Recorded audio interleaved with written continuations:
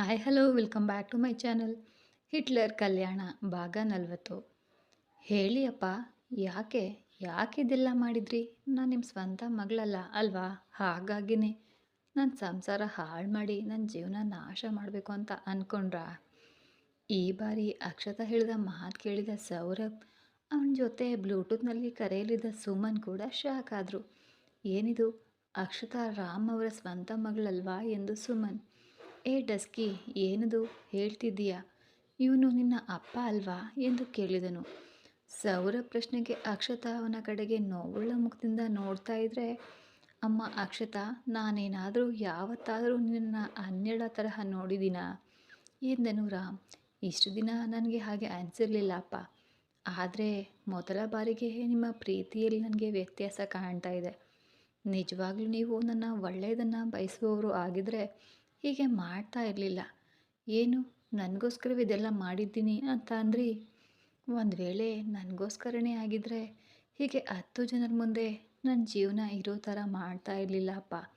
ಹೀಗೆ ಮಾಧ್ಯಮಗಳ ಮುಂದೆ ನಾನು ಅವನೊಂದಿಗೆ ಇಷ್ಟು ದಿನ ಸಂಸಾರ ಮಾಡಿದ್ದೀನಿ ಅಂತ ಗೊತ್ತಾದ ಮೇಲೆ ಕೂಡ ನನ್ನನ್ನು ಮನೆಗೆ ಕರ್ಕೊಂಡು ಹೋಗಿ ಏನು ಮಾಡಬೇಕು ಅಂತ ಅಂದ್ಕೊಂಡಿದ್ರಿ ಅಪ್ಪ?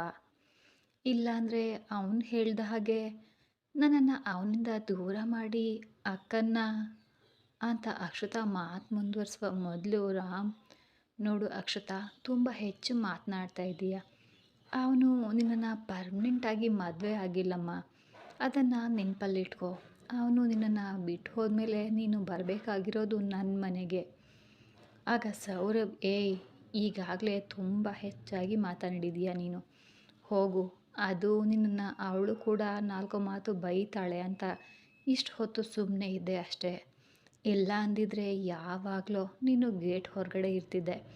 ಇಷ್ಟು ದಿನ ಎಲ್ಲೋ ಒಂದು ಮೂಲೆಯಲ್ಲಿ ಒಂಚೂರು ನಿನ್ನ ಮಗಳು ಇವಳು ಅನ್ನೋ ಕಾಳಜಿ ಇರ್ತಿತ್ತು ನಿನ್ನ ಮೇಲೆ. ಆದರೆ ಈಗ ಅವಳು ನಿನ್ನ ಮಗಳಲ್ಲ ಅಂತ ಗೊತ್ತಾದ ಮೇಲೆ ನಿನ್ನನ್ನು ನೋಡ್ತಾ ಇದ್ದರೆ ನನ್ನ ಕೈಗಳಲ್ಲಿರುವ ತುರಿಕೆ ಹೋಗದೆ ಇನ್ನೂ ಹೆಚ್ಚಾಗ್ತಾ ಇದೆ ಕಣೋ. ನಾನು ಅವಳು ನಿನ್ನ ಮಗಳು ಅಂದ್ಕೊಂಡಾಗಲೇ ನಾನು ಬಿಟ್ಟು ಹೋದ್ಮೇಲೆ ಅವಳನ್ನು ನಿನ್ನ ಬಳಿ ಹೋಗಬಾರ್ದು ಅಂತ ಹೇಳಿದ್ದೆ. ಈಗ ಅವಳು ನಿನ್ನ ಮಗಳೇ ಅಲ್ಲ ಅಂತ ಗೊತ್ತಾದ ಮೇಲೆ ಅವಳು ನಿನ್ನ ಜೊತೆ ಹೋಗ್ತೀನಿ ಅಂದರೆ ಅವಳನ್ನು ನಿನ್ನ ಹತ್ರ ನಾನು ಕಳಿಸಲ್ಲ. ಅವಶ್ಯಕತೆ ಇದ್ದರೆ 2 ಕಾಲು ಮುರಿದಾದರೂ ಸರಿ ಅವಳನ್ನು ಹೋಗದೆ ರೀತಿ ನಿಲ್ಲಿಸ್ಬಿಡ್ತೀನಿ ಎಂದನು ಸೌರಭ್. ಅದು ಕೇಳಿದ ರಾಮ್, ಕೇಳಿದ್ಯಲ್ಲ ಅಕ್ಷತಾ, ಅವನು ನಿನ್ನನ್ನು ಯಾವುದಾದ್ರೂ ಒಂದು ದಿನ ಬಿಟ್ಟು ಹೋಗೇ ಹೋಗ್ತಾನೆ. ಆಗ ನಿನ್ನನ್ನು ನನ್ನ ಮನೆಯೊಳಗಡೆ ಹೆಜ್ಜೆ ಕೂಡ ಇಡೋದಕ್ಕೆ ನಾನು ಬಿಡೋದಿಲ್ಲ ಎಂದನು ರಾಮ್. ಮುಂದಿನ ಸೆಕೆಂಡ್ ರಾಮ್ ಮೂಗು ಮುರಿದು ರಕ್ತ ಹೊರಗಡೆ ಬಂತು. ಸೌರಭ್ ಪಂಚ್ ಅಪ್ ಅವರಿಗೆ, ಏ ಬ್ರೋಕರ್ ನನ್ನ ಮಗನೇ, ಅವನೇನಯ್ಯ ಅವನೇನು, ನನ್ನನ್ನೇ ಅವನು ಅಂತೀಯ? ಸೌರಭ್ ಭೂಪತಿ, ಇಲ್ಲಿ ಒಂದು ಮಾತು ಕಡೆಯದಾಗಿ ಹೇಳ್ತೀನಿ ಕೇಳು. ಅವಳು ನಿನ್ನ ಮನೆಗೆ ಬಂದರೆ ಅವಳನ್ನು ನಾನೇ ಕೊಂದುಬಿಡ್ತೀನಿ ಅಂತ ಆಗಲೇ ಹೇಳ್ದೆ ತಾನೆ? ಮತ್ತೆ ನೀನು ಹೇಳೋದೇನಯ್ಯ? ಬಾಯಿಂದ ಹರಿವ ರಕ್ತ ಒರೆಸ್ಕೊಳ್ಳುತ್ತಾ, ತುಂಬ ಸಂತೋಷ ಅಮ್ಮ ಅಕ್ಷತಾ, ನಮ್ಮ ಮಗಳ ಸಮಾನವಾಗಿ ಬೆಳೆಸಿದ್ದಕ್ಕಾಗಿ ಅಂತ ತೊದಲುತ್ತಾ, ನನ್ನನ್ನೇ ಅಲ್ಲ ನಿಮ್ಮ ತಾಯಿಯ ಗೌರವವನ್ನು ಕೂಡ ಚೆನ್ನಾಗಿ ಕಾಪಾಡಿದ್ದೀಯ. ಬರ್ತೀನಿ ತಾಯಿ ಎಂದು ಕೈ ಮುಗಿಯುತ್ತಾ ಇದ್ದಾಗ, ಏಯ್ ಏನಯ್ಯ ಸೆಂಟಿಮೆಂಟ್ ಡೈಲಾಗ್ಗಳೊಂದಿಗೆ ಆಯಿಂಟ್ಮೆಂಟ್ ಹಚ್ಚಿ ಅದನ್ನು ವೀಕ್ ಮಾಡೋದು ನೋಡ್ತಿದ್ದೀಯಾ? ನೀನು ಎಷ್ಟು ಚೆನ್ನಾಗಿ ನೋಡ್ಕೊಂಡಿದ್ದೀಯಾ ಅಂತ ನಿನ್ನ ಮಗಳಿಗೂ ಅವಳಿಗೂ ಓದಿನಲ್ಲಿರುವ ವ್ಯತ್ಯಾಸವೇ ಹೇಳುತ್ತೆ ಕಣೋ ನಾಯಿ. ಬರ್ತೀನಿ ಅಲ್ಲ, ಮತ್ತೆ ಬರಬೇಡ. ನನ್ನ ಕಡೆಗಾಗಲಿ ಅವಳ ಜೀವನದ ಕಡೆಗಾಗಲಿ ಕಣ್ಣೆತ್ತಿ ಕೂಡ ನೋಡಿದ್ಯೋ, ನಿನ್ನ ಹಾಗೂ ನಿನ್ನಿಂದ ಇದನ್ನೆಲ್ಲ ಮಾಡಿಸ್ತಾ ಇದ್ದಾನ, ಅವನ ಕಣ್ಣುಗಳನ್ನು ಕಿತ್ತಾಕ್ಬಿಡ್ತೀನಿ ಎಂದು ಕುತ್ತಿಗೆ ಹಿಡಿದು ಹೊರಗಡೆ ಎಸೆದನು ಸೌರಭ್.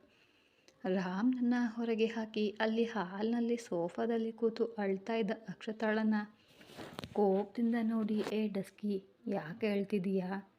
ಇನ್ನೂ ನೀನು ಹಾಗೂ ನಿನ್ನ ಅಪ್ಪ ಮಾಡಿದ ಅವಮಾನಕ್ಕೆ ನಿನ್ನ ಗಂಡ ಹೋಗಿಲ್ಲ ಕಣೆ. ಈ ಸೌರಭ್ ಅಷ್ಟೊಂದು ವೀಕ್ ಪರ್ಸನಾಲಿಟಿ ಅಲ್ಲ. ತಕ್ಷಣ ಅಕ್ಷತಾ ಸೋಫಾದಿಂದ ಎದ್ದು ಕಣ್ಣೀರು ಒರೆಸ್ಕೊಂಡು, ಅದು ಅಲ್ಲ ಸರ್ ಅಪ್ಪ ಅಂದ್ಲು. ಹತ್ತಿರಕ್ಕೆ ಬಂದ ಅವಳನ್ನು ಕೆನ್ನೆಯನ್ನು ಗಟ್ಟಿಯಾಗಿ ಹಿಡಿದು, ಬಾಯಿ ಮುಚ್ಚು. ನೀನು ನಿನ್ನ ಬಾಯಿಂದ ಇನ್ನೊಮ್ಮೆ ಅವನನ್ನು ಅಪ್ಪ ಅಂದರೆ ನಾಲಿಗೆ ಕತ್ತರಿಸ್ಬಿಡ್ತೀನಿ. ಏನು ನಿಲ್ಲಿಸ್ಬಿಟ್ಟೆ? ಅಳು ಅಳು, ಆದರೆ ಅವನಿಗೋಸ್ಕರ ಅಲ್ಲ, ನನಗೋಸ್ಕರ ಮಾತ್ರ ಅಳು. ನಾನು ಅವನು ಇಷ್ಟು ಮಾಡಿದ್ದಾನೆ ಅಂತ ಹೇಳ್ತಿದ್ರೆ ಏನಂದೆ ನೀನು? ನನ್ನ ಅಪ್ಪ ಹಾಗೆ ಇರುವವರೆಲ್ಲ ತುಂಬಾ ಒಳ್ಳೆಯವರು ಅಂದ್ಯಲ್ಲ. ಈಗ ನೋಡಿದ್ಯಲ್ಲ ಆ ಬೇವಾಸ್ ಎಂಥದವನು ಅಂತ. ಅವನು ನಿನ್ನ ಸ್ವಂತ ಅಪ್ಪ ಇಲ್ಲ, ಆದರೂ ನಿನಗೆ ಅವನ ಮೇಲಿರುವ ನಂಬಿಕೆ ನನ್ನ ಮೇಲೆ ಇಲ್ಲ. ನಾನೇ ಹುಚ್ಚು ನನ್ನ ಮಗ. ನಿನ್ನ ಇನ್ನೋಸೆಂಟ್ ಮುಖ ನೋಡಿ ನಂಬಿಕೆ ಇಟ್ಕೊಂಡಿದ್ದಕ್ಕೆ ಚೆನ್ನಾಗೇ ಪಾಠ ಕಲಿಸ್ದೆ. ನಾನು ಹೇಗೆ ಇರಬೇಕು ಅಂತ ನನಗೆ ಇನ್ನೊಮ್ಮೆ ಚೆನ್ನಾಗಿ ನೆನಪಿಸಿದೆ. ಇನ್ಮೇಲೆ ಈ ಸೌರಭ್ ಹಾಗೆಯೇ ಇರ್ತಾನೆ ಎಂದು ಅವಳನ್ನು ಕೋಪದಿಂದ ಸೋಫಾದಲ್ಲಿ ಎಸೆದು ರೂಮ್ಗೆ ಹೋಗ್ಬಿಟ್ಟನು ಸೌರಭ್. ಮೆಟ್ಟಿಲುಗಳನ್ನು ಏರ್ತಾ ಇದ್ದ ಸೌರಭನ್ನು ನೋಡುತ್ತಾ ಸೋಫಾದಲ್ಲಿ ಕುಳಿತು ಹಾಗೇ ಅಳ್ತಾ ನಿಂತು ಬಿಟ್ಲು ಅಕ್ಷತಾ. ಇದಕ್ಕೆ ಮೊದಲು ಸೌರಭ್ ಯಾಕೆ ಹಾಗೆ ಮಾತನಾಡಿದ್ನೋ, ಅಸಲು ಏನು ನಡೆದಿದೆ ಅಂತ ಇನ್ನೊಮ್ಮೆ ನೆನಪಿಸ್ಕೊಂಡ ಅಕ್ಷತಾ. ರಾಮ್ ಸೌರಭ್ ಮನೆಯ ಹತ್ತಿರ ಬಂದಮೇಲೆ CI ಅಸಿಸ್ಟೆಂಟ್ ಇಬ್ಬರು ಕೂಡ ರಾಮ್ನನ್ನು ಒಳಗಡೆ ಕರ್ಕೊಂಡು ಬರೋದಕ್ಕೆ ಅಂತ ಹೊರಗಡೆ ಹೋದಾಗ ಸೌರಭ್ ಕೋಪದಿಂದ ಕಿಚನ್ ಒಳಗಡೆ ಹೋಗಿದ್ದನು ಅಕ್ಷತಾಳಿಗೋಸ್ಕರ. ಆಗಲೇ ಕಿಚನ್ಗೆ ಬಂದ ಗೋಡೆಗೆ ಒರಗಿ ನಿಂತು ಸೌರಭ್ ಕೋಪದ ಬಗ್ಗೆ ಯೋಚಿಸ್ತಾ ಅಳ್ತಿದ್ದ ಅಕ್ಷತಾಳಿಗೆ ಆ CI ಬಂದು ಹೇಳಿದ ವಿಷಯವನ್ನು ಕೇಳಿ ಶಾಕ್ ಆದ್ಲು. ಅವಳ ಬಳಿ ಹೋಗಿ ಕೈ ಹಿಡಿದು ಮೇಲೆ ಎಳೆದುಕೊಂಡು, ನಾನೇನು ಮಾಡಿಲ್ಲ ಸರ್ ಅಂತ ಕೇಳಿದೆಯಲ್ಲ, ಈಗ ಅರ್ಥ ಆಯ್ತಾ ನೀನು ಏನು ಮಾಡಿದೆ ಅಂತ? ನಿನ್ನ ಅಪ್ಪನಿಗೆ ನಾನು ಹ್ಯಾರಾಸ್ ಮಾಡ್ತಾಯಿದ್ದೀನಿ ಅಂತ ಹೇಳಿದೆಯಲ್ಲ, ಅವನು ನೋಡಿದಾನಲ್ಲ ಮಾಧ್ಯಮದಲ್ಲಿ ಎಂಥ ಪೋಸ್ಟ್ ಹಾಕಿದ್ದಾನೆ ಅಂತ. ಅಸಲು ನಿಮ್ಮಂಥವ್ರನ್ನ ನಂಬಿ ನಾನು ತಪ್ಪು ಮಾಡಿದೆ ಕಣೆ. ಅದಕ್ಕೆ ನನ್ನ ಗೌರವವನ್ನು ಸಂಪೂರ್ಣವಾಗಿ ಕಿತ್ತು ಹಾಕಬೇಕು ಅಂತ ಅಪ್ಪ ಮಗಳು ಇಬ್ಬರು ಸೇರಿಕೊಂಡು ನಾಟಕ ಆಡಿದ್ರಾ? ನಾವು ಯಾವ ನಾಟಕವನ್ನು ಆಡಿಲ್ಲ ಸರ್. ಅಸಲು ನನ್ನ ಅಪ್ಪ ಹಾಗೆ ಹೇಳಿರಲ್ಲ. ಯಾರೋ ನನ್ನ ಅಪ್ಪನ ಮೇಲೆ ಬೇಕಂತಾನೆ ಕೆಸರು ಎರಚುತ್ತಾ ಇದ್ದಾರೆ. ನನ್ನ ಅಪ್ಪ ತುಂಬ ಒಳ್ಳೆಯವರು ಎಂದು ಅಕ್ಷತಾ ಅಳ್ತಾ ಇದ್ದಾಗ, ಏನೇ ನಿನ್ನ ಅಪ್ಪ ಒಳ್ಳೆಯವನು, ನಾನು ಸೈಕೋನಾ?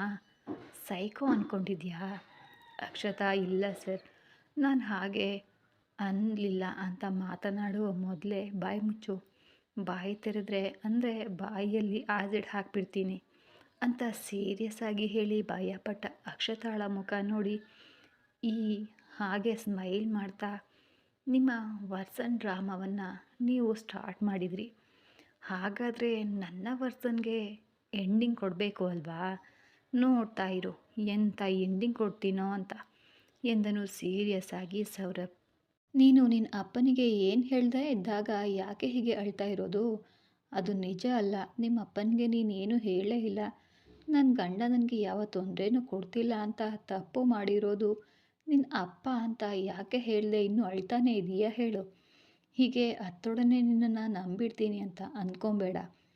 ನನಗೆ ಅಳೋರು ಅಂದ್ರೇ ಅಸಹ್ಯ ಎಂದು ಅವಳನ್ನು ಕೋಪದಿಂದ ನೋಡಿ ಸೌರಭ್ ಅಕ್ಷತಾಳನ್ನು ಬಿಟ್ಟು ಹಾಲ್ಗೆ ಬಂದ. ಹಾಲ್ಗೆ ಹೋದ ಸೌರಭ್ಗೆ ಆಗಲೇ ಒಳಗಡೆ ಬರ್ತಾ ಇದ್ದ CI ಇನ್ನೂ ರಾಮ್ ಕಾಣಿಸಿದ್ರು. ಆಮೇಲೆ ಹಿಟ್ಲರ್ ಟ್ರೀಟ್ಮೆಂಟ್ ನಿಮಗೆ ಗೊತ್ತೇ ಇದೆ ಅಲ್ವಾ? ಅಲ್ಲಿವರೆಗೆ ರಾಮ್ ಹಾಗೆ ಮಾಡಿದ್ದಾನೆ ಅಂತ ನಂಬಲಾಗದೇ ಇದ್ದ ಅಕ್ಷತಾ, ರಾಮ್ ತಂತಾನೆ ಸೌರಭ್ ಬಗ್ಗೆ ಹೇಳಿದ್ದೇನೆ ಅಂತ ತನಾಗೆ ಒಪ್ಕೊಂಡ ಮಾತುಗಳು ಕೇಳಿ ಈಗ ಹೇಳ್ತಿದ್ದ ಮಾತುಗಳನ್ನು ಕೇಳಿ ಕಲ್ಲಾಗಿ ನಿಂತುಬಿಟ್ಲು ಅಕ್ಷತಾ. ತಂದೆಯ ಮೇಲಿರುವ ನಂಬಿಕೆಯಿಂದ ತನ್ನ ಗಂಡನನ್ನು ಕೂಡ ನಂಬದೆ ಮಾತಾಡೋದು, ಅದಕ್ಕೆ ಸೌರಭ್ ಅವಳನ್ನು ನೋಡಿದ ನೋಟ ಅವಳ ನೋವಿಗೆ ಇನ್ನೂ ಕಾರಣ ಆಯಿತು. ಇತ್ತೀಚೆಗೆ ಅವನು ಅವಳ ಮೇಲೆ ಸ್ವಲ್ಪ ನಂಬಿಕೆಯನ್ನು ಹೆಚ್ಚಿಸ್ಕೊಂಡು ಕೋಪದಲ್ಲಿ ಕೂಡ ಅವನು ತೋರಿಸುವ ಪ್ರೀತಿ, ನಂಬಿಕೆ ಎಲ್ಲವನ್ನ ಕಳ್ಕೊಳ್ಳುವಂತೆ ಮಾಡಿದ್ವು ಅವಳ ಮಾತುಗಳು. ಅದಕ್ಕೆ ತನ್ನ ಮೇಲೆ ತನಗೆ ಕಂಟ್ರೋಲ್ ಮಾಡಲಾಗದಷ್ಟು ಕೋಪ ಬಂತು. ಆ ಕೋಪದಲ್ಲಿ ತನ್ನಿಂದ ತೊಂದರೆ ಪಡ್ತಾ ಇದ್ದ ಸೌರಭ್ನ ಗೌರವವನ್ನು ತಾನೇ ಕಾಪಾಡಬೇಕು ಅಂತ ಅಂದ್ಕೊಂಡ್ಲು ಅಕ್ಷತಾ. ಅದಕ್ಕೆ ಅದೇ ಆವೇಶದಿಂದ ಮಾಧ್ಯಮದವ್ರ ಮುಂದೆ ಹೋದಲೇ ಹೊರತು ಅವರೆಲ್ಲರೂ ನೋಡಿದೊಡನೆ ಮತ್ತೆ ತನ್ನಲ್ಲಿ ಯಾವಾಗಲೂ ಇರುವ ಭಯ ಅವಳನ್ನು ಹಿಂದಕ್ಕೆ ತಳ್ತಾ ಇದ್ರೆ ಕಣ್ಣು ಮುಚ್ಕೊಂಡು ಒಂದ್ಸಾರಿ ಸೌರಭ್ ಮಾತುಗಳು ಅವನ ನೋಟ ನೆನಪಿಸ್ಕೊಂಡ್ಳು. ಅದಕ್ಕೆ ತನ್ನ ಭಯವನ್ನೆಲ್ಲ ಒಳಗಡೆ ಅದ್ಮಿಟ್ಕೊಂಡು ನಿಜವನ್ನು ನಿರ್ಭಯವಾಗಿ ಹೊರಗಡೆ ಇಟ್ಲು ಅಕ್ಷತಾ. ಇದು ನಡೆದಿದ್ದು ಹಿಟ್ಲರ್ ಅದಕ್ಕೆ ಇನ್ಸ್ಪಿರೇಷನ್. ಸ್ಪೀಚ್ ಕೊಟ್ಟರೆ ಹೊರತು ಪಾಪ ಬಾಯಿ ತೇರಿಲ್ಲೇ ಇಲ್ಲ. ಆಲೋಚನೆಗಳಲ್ಲೆಲ್ಲ ಉಳಿದುಬಿಟ್ಟಿದ್ದ ಅಕ್ಷತಾಳಿಗೆ ಎಷ್ಟು ಹೊತ್ತು ಕಾಲ ಕಳೆದು ಹೋಯಿತು ಅಂತ ಗೊತ್ತೇ ಆಗಲಿಲ್ಲ. ಹಾಗೆ ಆಲೋಚನೆಗಳಲ್ಲಿ ಮುಳುಗಿದ ಅಕ್ಷತಾ ಪ್ರಜ್ಞೆಗೆ ಬಂದಿದ್ದು ಮತ್ತೆ ಸೌರವ್ ಫ್ರೆಶ್ ಆಗಿ ಕೆಳಗಡೆ ಬಂದ ಮೇಲೇ. ತಾನು ಎಸೆದಾಗ ಯಾವ ಪೊಸಿಷನ್ನಲ್ಲಿ ಬಿದ್ದಿದ್ಲೋ ಅಕ್ಷತಾ ಈಗಲೂ ಕೂಡ ಅದೇ ಪೊಸಿಷನ್ನಲ್ಲಿ ಇದ್ಲು. ಹಾಗೆ ಇದ್ದ ಅಕ್ಷತಾಳನ್ನು ನೋಡಿ ಸೌರಭ್ ಕೋಪದಿಂದ ಅವಳ ಬಳಿ ಹೋಗಿ ಯೋಚಿಸ್ತಾ ಇದ್ದ ಅಕ್ಷತಾ ಪಕ್ಕದಲ್ಲೇ ಕೂತ್ಕೊಂಡು ಅವಳ ಸೊಂಟದ ಸುತ್ತ ಕೈನ ಹಾಕಿ ಗಟ್ಟಿಯಾಗಿ ಪ್ರೆಸ್ ಮಾಡಿದನು. ಒಂದೇ ಬಾರಿ ಬೆಚ್ಚಿ ಬಿದ್ದು ಪಕ್ಕಕ್ಕೆ ನೋಡಿದ ಅಕ್ಷತಾಳಿಗೆ ತನ್ನನ್ನೇ ಕೋಪದಿಂದ ನೋಡ್ತಾ ಇದ್ದ ಸೌರಭ್ನನ್ನು ನೋಡಿ ಕಂಗಾಲಿನಿಂದ ಮೇಲೆ ಏಳೋದಕ್ಕೆ ಹೋದ್ಲು. ಆದರೆ ಸೌರಭ್ ಆ ಚಾನ್ಸ್ ಕೊಡದೆ ಎಲ್ಲಿಗೂ ಕದಲದಂತೆ ಲಾಕ್ ಮಾಡಿ ಅವಳ ಕುತ್ತಿಗೆ ಕಡೆ ತಲೆಯನ್ನು ಹಾಕಿ ಏನೇ ಡಸ್ಕಿ, ಏನು ಯೋಚಿಸ್ತಾ ಇದೀಯಾ ಎಂದು ಕೇಳಿದನು.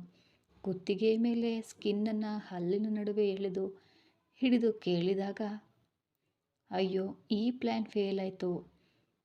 ಈಗ ಇವನನ್ನು ಹೇಗೆ ಹೊಡಿಬೇಕು, ಯಾವಾಗ ಚಾನ್ಸ್ ಸಿಗುತ್ತೆ ಅಂತ ಥಿಂಕ್ ಮಾಡ್ತಿದ್ದೀಯಾ ಡಸ್ಕಿ?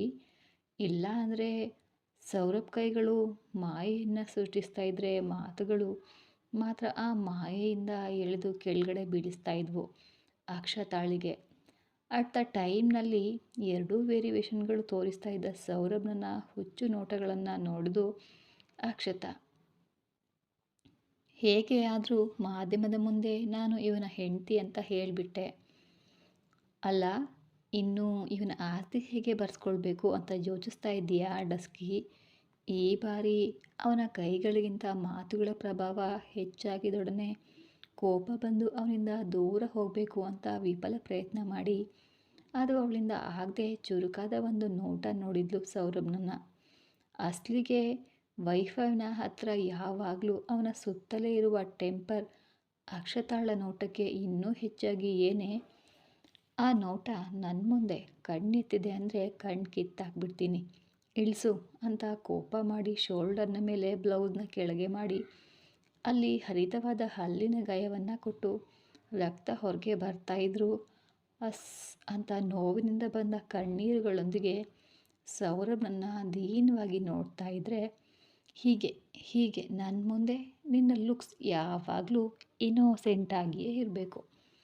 ಇನ್ನೋಸೆಂಟ್ ಡಸ್ಕಿ, ಇಲ್ಲ ಅಂದರೆ ಕನ್ನಿಂಗ್ ಡಸ್ಕಿ ತರಹ ಕನ್ನಿಂಗ್ ಲುಕ್, ಆ್ಯಂಗ್ರಿ ಡಸ್ಕಿ ತರಹ ಆ್ಯಂಗ್ರಿ ಲುಕ್ಸ್ ಕಾಣಿಸಿದ್ವು ಅಂದರೆ ಕಣ್ಣು ಕಟ್ಟಿ ಲೈಫ್ ಟೈಮ್ ಗಾಂಧಾರಿ ಮಾಡ್ತೀನಿ, ಓಕೆನಾ? ಆದರೂ ನಿನ್ನ ಡಸ್ಕಿ ಮುಖಕ್ಕೆ ಅಂತಹ ಆರೋಗೆಂಟ್ ಲುಕ್ಸ್ ಸೆಟ್ ಆಗಲ್ವೇ ಡಸ್ಕಿ? ಅಂತಹ ಆರೋಗೆಂಟ್ ಲುಕ್ಸ್ಗೆ ಕೇರ್ ಆಫ್ ಅಡ್ರೆಸ್ ಈ ಸೌರಭ್. ಬೇಕು ಅಂದರೆ ಈ ಕತೆ ಕೇಳಿರೋರನ್ನ ಕೇಳು, ಅವರೇ ಹೇಳ್ತಾರೆ ಅಂದನು. ಮುದ್ದಾಗಿ ಬಾಯಿ ತಿರುಗಿಸ್ತಾ ಇದ್ದ ಅಕ್ಷತಾಳ ತುಟಿಗಳನ್ನು ನೋಡಿ ಮಾರ್ನಿಂಗಿಂದ ಆಗಿದ್ದ ನ್ಯೂಸೆನ್ಸ್ನಿಂದ ಡಿಸ್ಟರ್ಬ್ ಆಗಿದ್ದ ಮೂಡ್, ಎನರ್ಜಿ ಡ್ರಿಂಕ್ ಬೇಕು ಅಂತ ಗಲಾಟೆ ಮಾಡ್ತಿದ್ರೆ ತನ್ನ ಕುತ್ತಿಗೆ ಸುತ್ತ ಕೈ ಹಾಕಿ ಹತ್ತಿರಕ್ಕೆ ಎಳ್ಕೊಂಡು ಮತ್ತೆ ಅಕ್ಷತಾಳ ತುಟಿಗಳನ್ನು ಲಾಕ್ ಮಾಡಿದನು ಸೌರಭ್. ಸ್ಮೂತಾಗಿ ಮುಂದುವರಿಸ್ತಾ ಇದ್ದ ಕಿಸ್ ಅವಳಿಗೆ ಇಷ್ಟವಾದರೂ ಕೂಡ ಅವನಿಗೆ ಕಿಕ್ ಕೊಡದೆ ಆ ಸ್ಮೂತ್ನೆಸ್ನಲ್ಲಿ ಹಾರ್ಡ್ನೆಸ್ ಮಿಕ್ಸ್ ಮಾಡಿ ಪ್ಯೂರ್ ಹನಿಯನ್ನು ಫಿಲ್ ಮಾಡಿಕೊಂಡು ಜಲ್ಲಿ ತರಹದ ಅವಳ ತುಟಿಗಳ ಮೇಲೆ ಹರಿತವಾದ ಹಲ್ಲಿನ ಗಾಯವನ್ನು ಇಳಿಸಿ ಅವನಿಗೆ ಕಿಕ್ ಕೊಡುವ ರೆಡ್ ಜ್ಯೂಸ್ನನ್ನು ಕಣಜದಂತೆ ಹೀರುತ್ತಾ ಇದ್ದನು. ಸ್ವಲ್ಪವಾಗಿ ಅವನ ಕಿಸ್ನ ಮಾಯೆಯಲ್ಲಿ ಬಿದ್ದು ಸಿಟ್ಟನ್ನು ಪಕ್ಕಕ್ಕೆ ಇಟ್ಟು ಆ ಕಿಸ್ನನ್ನು ಫೀಲ್ ಆಗುತ್ತಾ ಗೊತ್ತಿಲ್ಲದೆ ಅಕ್ಷತಾ ಕೈಗಳು ಅವನ ಕುತ್ತಿಗೆಯಲ್ಲಿ ಹಾರವಾಗಲು ತುಟಿಗಳನ್ನು ಬಿಟ್ಟು ನಾಲಿಗೆ ಕ್ರೀಡೆಗೆ ಸಿದ್ಧನಾದನು ಸೌರಭ್.